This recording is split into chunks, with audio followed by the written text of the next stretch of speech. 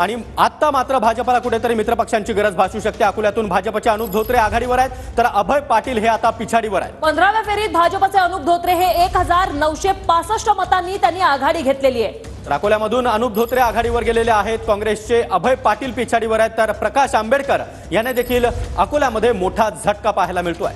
15 फेऱ्या झालेल्या आहेत। अकोल्यातून भाजपचे अनुप धोत्रे या 15 फेऱ्यानंतर आघाडीवर आहेत। 1965 मतांनी त्यांनी आघाडी घेतली आहे। राज्यातील चित्र जर आपण पाहायचं झालं तर महायुती सध्या 19 जागांवर आघाडीवर आहे, महाविकास आघाडी 28 जागांवर आघाडीवर आहे। यामध्ये राज्यामध्ये भाजप हा मोठा पक्ष ठरलेला असला तरी मोठं नुकसान देखील भाजपला सहन करावं लागतंय। सध्या भाजप 13 जागांवर केवळ आघाडीवर आहे।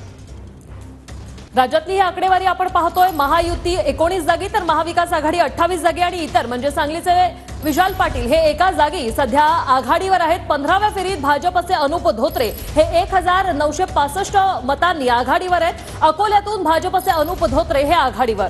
नक्कीच तर राज्यामध्ये काँग्रेस आणि ठाकरे गटाला समसमान जागांवर आघाडी पाहायला मिळते।